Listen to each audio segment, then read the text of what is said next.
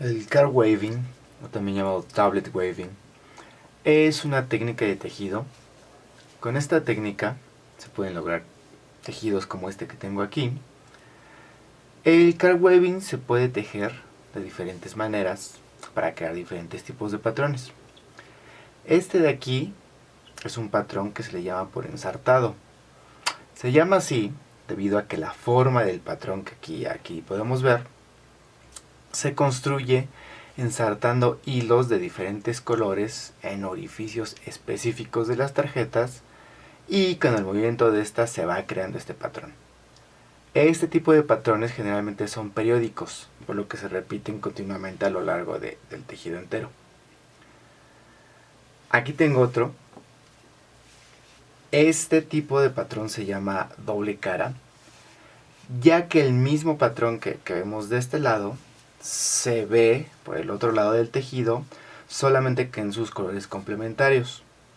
Aquí el patrón es más libre y se puede tener cualquier forma o figura que podamos representar mediante los puntos del tejido. Algo muy similar a lo que es un mapa de bits en las imágenes digitales. Aquí tengo otro patrón que también es de doble cara, pero este se denomina de sesgo quebrado 3:1. Igualmente el patrón se ve por ambos lados del tejido en colores complementarios. La diferencia entre esta técnica y el doble cara sencillo es la resolución de las líneas diagonales.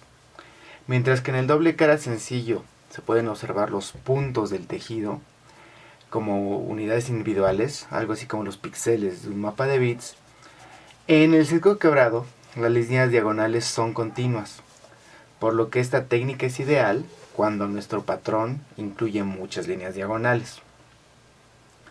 Básicamente estas tres maneras son las maneras más comunes que tenemos de tejer el card weaving.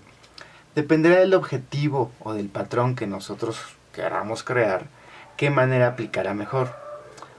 Para tejer el card weaving, diseñar patrones, es necesario entender tres conceptos básicos en esta técnica. El primer concepto que hay que considerar tiene que ver con las tarjetas. Esta técnica recibe el nombre de card weaving o tablet weaving, ya que se utilizan tarjetas o tablillas para ensartar los hilos y formar tanto así el tejido como el patrón. Se tienen diferentes tipos de tarjetas o tablillas en el tablet weaving. La diferencia esencial es el número de orificios que cada una tiene. Las puede haber desde las que tengan 3 orificios en forma triangular, las hay con 4 orificios en forma cuadrada. Esta forma cuadrada es la más común que se tiene para tejer el card weaving. Hay tarjetas que tienen 5, 6, incluso 8 o 10 orificios y se utilizarán de acuerdo al objetivo de lo que se quiera obtener. El primer concepto entonces a considerar es la identificación de los diferentes orificios en las tarjetas. Lo usual es identificar los orificios mediante las letras del abecedario. Para efectos de este y otros videos, los orificios serán identificados desde el orificio superior izquierdo, progresando en dirección contraria al flujo de las manecillas de reloj. En este caso tengo el orificio A, B, C y D. Esta forma es únicamente una convención. Cada persona puede definir su propia manera de identificar los orificios. El objetivo de esta identificación es poder establecer qué colores de hilos se ensartarán en cada uno de estos orificios y así poder diseñar el patrón, como veremos en futuros videos. Otro aspecto importante a que considerar es la manera en que se ensartan los hilos en las tarjetas. Básicamente tenemos dos maneras. La primera es que el hilo corra de izquierda a derecha, formando lo que se le denomina ensartado en S, backslash o diagonal invertida. La segunda forma es que el hilo corra de derecha a izquierda, y de esta manera formamos lo que es el ensartado en Z, en slash o en diagonal normal. Estas formas de ensartar sean relativas a la posición de las tarjetas en el telar. En una sola tarjeta es importante señalar que todos los hilos se tienen que ensartar en Z o en S, no se pueden mezclar unos con S y otros con Z, ya que esto ocasionaría que los hilos se atoraran entre sí al momento de estar tejiendo. Lo que sí ocurre es que en un mismo tejido diferentes tarjetas pueden estar ensartadas en Z o en S, y de hecho esto ayuda para diseñar los patrones. Para mostrar el último concepto en el card weaving es necesario tener armado lo que es un telar. Aquí tengo uno ya construido con 9 tarjetas. Todas son de 4 orificios estas tarjetas y solamente tengo el color blanco. Todas están insertadas en forma de Z.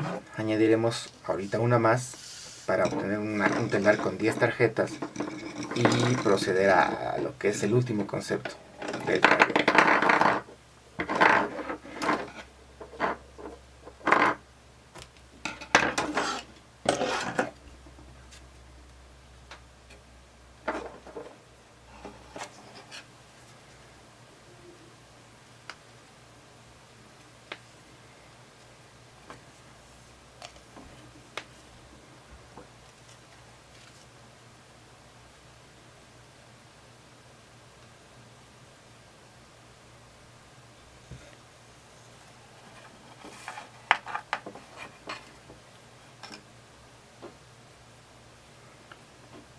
Este telar es únicamente de demostración, es algo muy sencillo para demostrar esto. Ya para cuestiones profesionales se utilizan otro tipo de telares.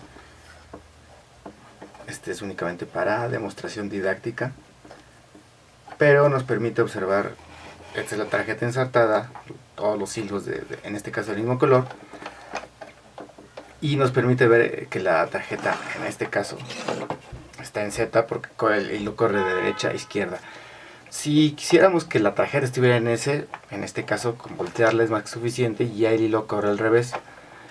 Esto se define con los colores que se tiene aquí, no importa porque todos son blancos, se tiene todos los colores que son blancos, pero en este caso vamos a dejar todas las tarjetas en Z, que en este caso son 10.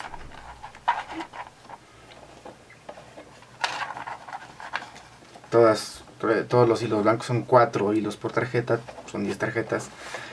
Y este es el grueso, o lo que se espera que sea el grueso de nuestro tejido final. Mientras más tarjetas tengamos, obviamente nuestro tejido será mucho más ancho y obviamente el patrón crecerá de acuerdo a lo que estemos haciendo. Pero más o menos para cuestiones de cálculo, sí es importante ver que mientras más tarjetas tengamos, más ancho será nuestro tejido final. Las tarjetas, ya una vez que tenemos el telar, se podrán mover en dos sentidos. Si el giro de la dirección de la tarjeta va hacia la parte frontal de nuestro telar, entonces dice que la tarjeta avanza en dirección forward o simplemente avanza. En cambio, si la tarjeta gira en dirección posterior al telar, entonces se dice que retrocede o va en dirección de backwards. Estas direcciones de giro son relativas a la configuración de nuestro telar que tengamos aquí. Cada tarjeta puede girar de manera individual hacia una dirección o hacia la otra, independientemente de las demás. Esto nos ayuda también a construir el patrón. En este caso, para efectos de demostración, todas las tarjetas siempre avanzarán en cada vuelta o irán en dirección forward. Básicamente ahora sí, ya el card weaving, ¿cómo se teje? Se teje atravesando el hilo, en este caso perpendicularmente a la apertura que se crea por los diferentes hilos ensartados. Y después de este proceso se giran las tarjetas, en este caso todas las giramos hacia adelante.